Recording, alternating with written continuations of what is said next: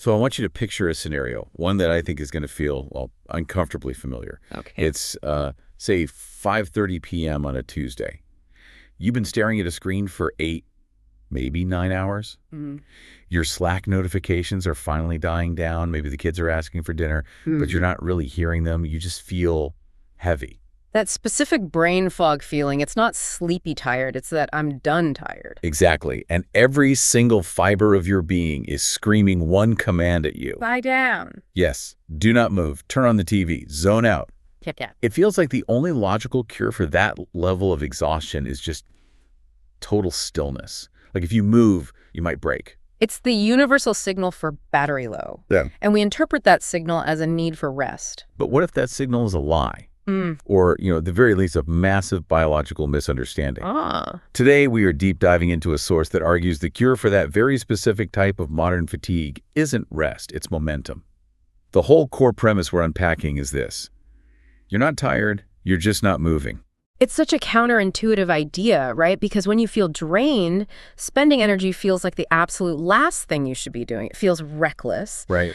But we're looking at a difference between mental stagnation, which is what most of us feel, and, true physical exhaustion. Yeah. And the cure for stagnation isn't stillness, it's motion.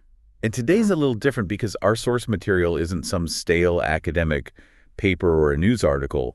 We're analyzing a conversation that was recorded literally on the move. We're virtually walking through the streets of Amsterdam, specifically through Vondelpark, listening to two people discuss the philosophy of walking while they are walking. Which just adds this great layer of texture to it. You can actually hear the gravel, the background noise, the rhythm of their breath. It proves the point they're making. It really does. And they make this claim right at the start that sounds like, I don't know, hyperbole, but they're dead serious. They say walking might just be the secret to happiness. I know. As soon as I hear secret to happiness, my cynicism radar just pings. Mine too. It sounds like something on a Hallmark card, Yeah. Just walk and you'll be happy. Yeah. It feels reductive. But what they're actually talking about is the barrier to entry for feeling good. Precisely. We complicate wellness so much. We think we need the $100 gym membership, the high-tech watch that tracks our HRV, all the specialized supplements. This source just strips all of that away. Completely. We're talking about what they call the just put on the shoes philosophy.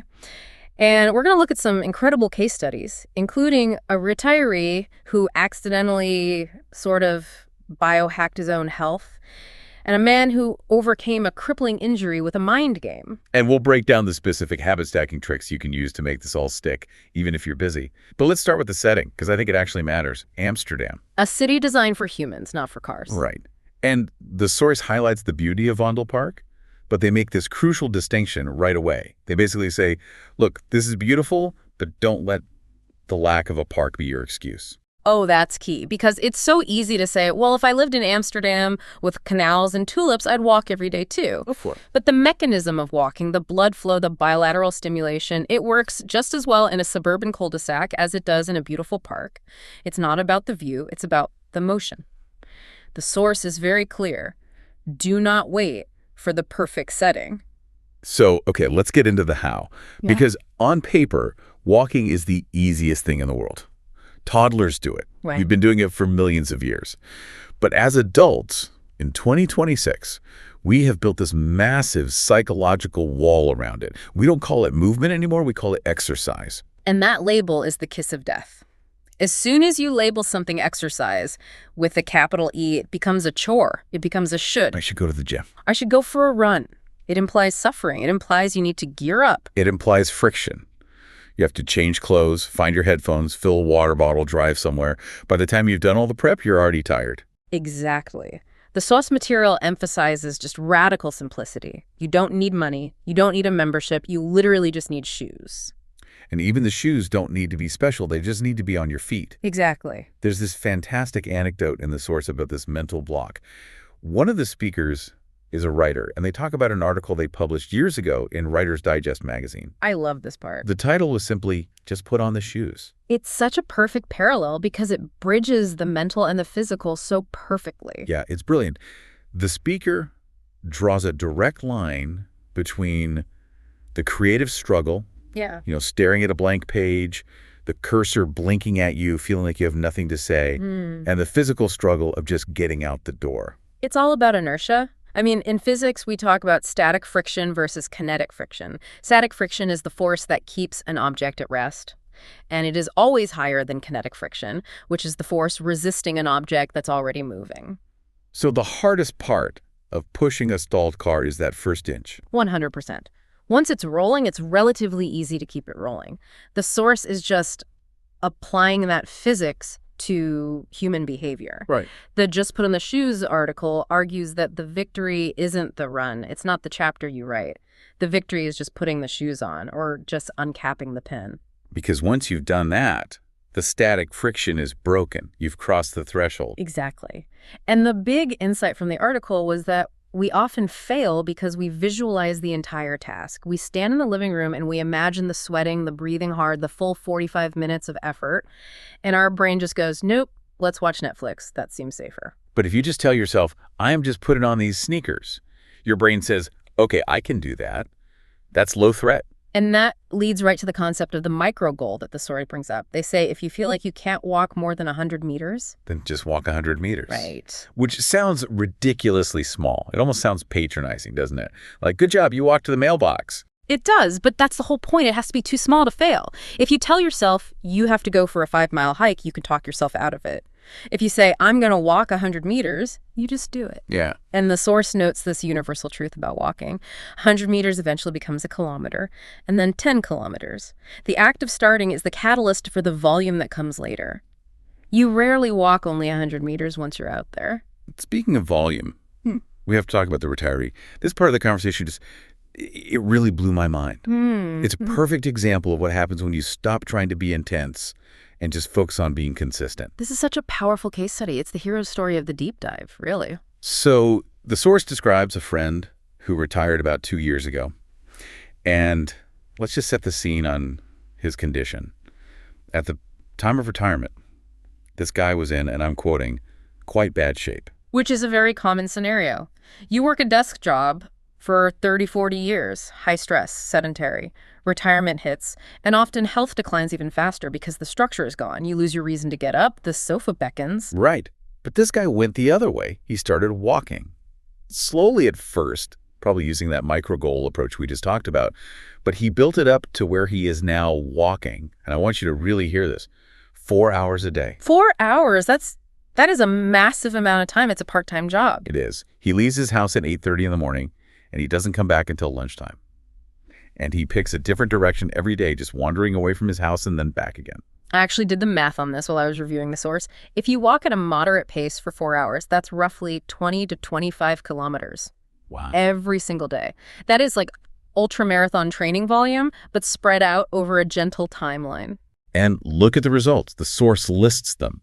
Significant weight loss, obviously, but also a general sense of happiness. And this is the big medical win.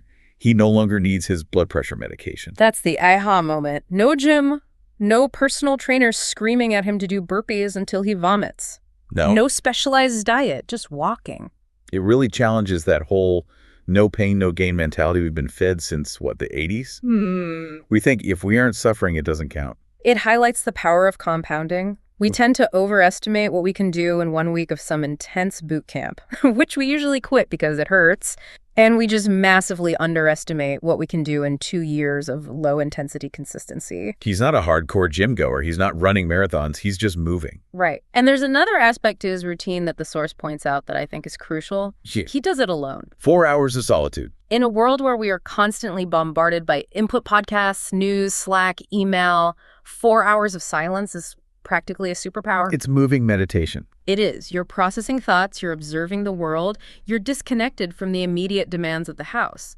That explains that sense of happiness the source mentions. It's not just the endorphins, it's the mental clarity from the solitude. He's basically washing his brain every morning. But, okay, I can hear the listener right now. I can hear them shouting at their speakers. Sure, he's retired. He has 4 hours to wander around like a philosopher. I have a job, I have kids, also my knees hurt. All valid concerns, the time scarcity and the physical limitation objections. And the source actually addresses the physical limitation objection with a second story that is honestly even more impressive than the retiree.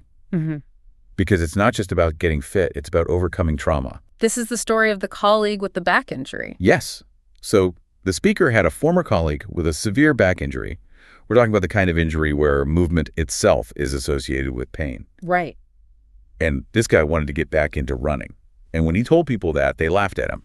Which is cruel, but probably came from a place of, let's be realistic. I mean, if you can barely walk without wincing, running seems like a fantasy. So he adopted a strategy that takes the just put on the shoes idea to the absolute extreme. He set himself an impossible task that was actually tiny. Step 1, put the running shoes by the bed. That's it. He didn't even have to put them on. Nope. Step 1 was just place shoes by bed. Step 2, the next morning, just try to put them on, not go outside, just get them on your feet. This is brilliant behavioral psychology. He's breaking that chain of pain and fear down into individual, non-threatening links. Exactly. If he thinks I need to run, his brain screams pain. But if he thinks I need to move a shoe 6 inches, his brain says safe. Exactly. Step 3 was walking down the stairs. Step 4 was opening the front door and just walking to the street. It was this agonizingly slow progression. He was tricking his nervous system into accepting that it was safe. But fast forward to when the source is telling this story. This guy is now running 7 miles every day. From barely being able to put on shoes to 7 miles a day. That is incredible. And it just proves that the barrier is often as much mental as it is physical.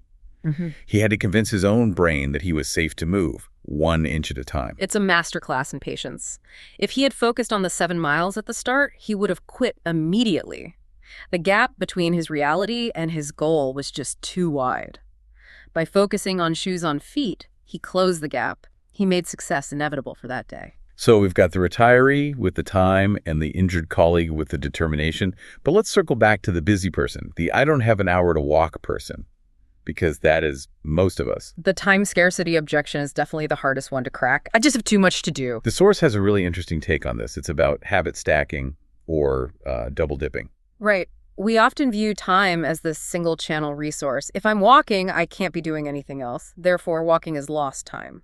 Yeah. But the source argues that walking is actually prime time for creating or for consuming. The speaker mentions that while they prefer to use walking for creating, generating ideas, thinking through problems, it's also perfect for consuming if you want to be efficient. You can turn your walk into an educational hour. Listening to podcasts, audiobooks, learning a language, suddenly that hour isn't lost to exercise. It's gained for learning. You're doing something you wanted to do anyway, just while moving your legs. But there's a more emotional example of habit stacking in the source that really, really stuck with me. It wasn't about productivity. It was about connection. The speaker talks about using that walking time to call their mom. Yes, this was such a poignant moment in the conversation. It really shifted the tone from practical to personal. One of the speakers says, I used to do that all the time. And then they just drop this heavy realization. I wish I could still do that. Oof. Yeah. It's a stark reminder. The implication is that the opportunity is gone now. The speaker advises the listener, literally you and me, to do it while you still can. Right. Walking doesn't have to be a solitary march. It can be the time you dedicate to maintaining those relationships. And we're all too busy to call our parents or our friends. But if you walk for 30 minutes, you have 30 minutes.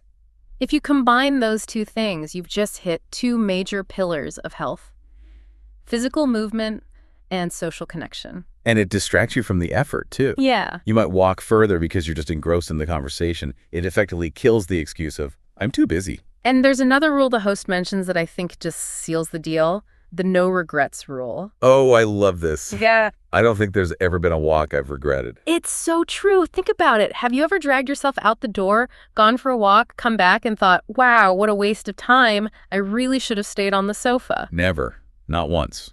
Even if it's raining, even if it's cold, you come back feeling accomplished. It's like travel, You never regret the trip once you're there. Good point. You might dread the packing or the airport, but you never regret seeing the new place. Whereas, let's be honest, you often regret the extra hour on social media. You definitely regret the 3rd episode of a show you're not even really watching. You feel gross after that. You feel energized after a walk. Speaking of shows, we have to touch on the sponsorship joke in the source. Ah, yes. The banter about who is really sponsoring our lives. They joke that Netflix should be the sponsor of the show, sarcastically, of course. Yeah.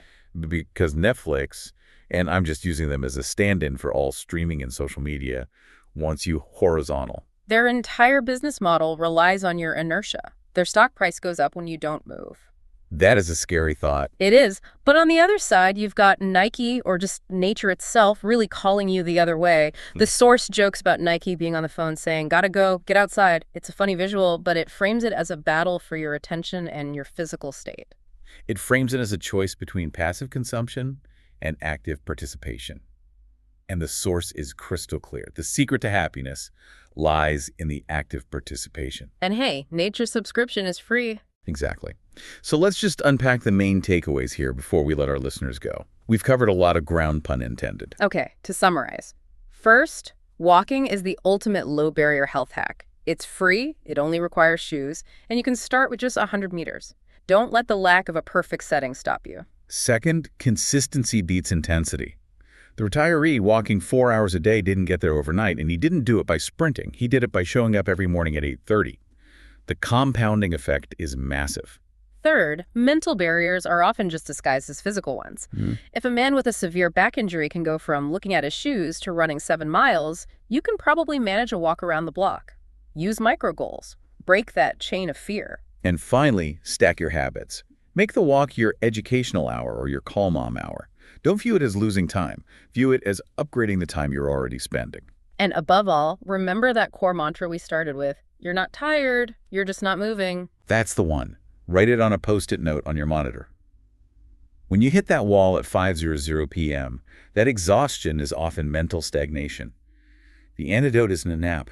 It's fresh air. It's about breaking the state. Changing your environment changes your physiology. So here is our challenge to you. We want to leave you with one final thought, something to mull over. We talked about the guy who put his shoes by the bed as his only goal for the day. Right. The smallest possible step. What are the shoes by the bed for you today? What is that one tiny, almost laughably small step you are avoiding that could lead to a massive change a year from now?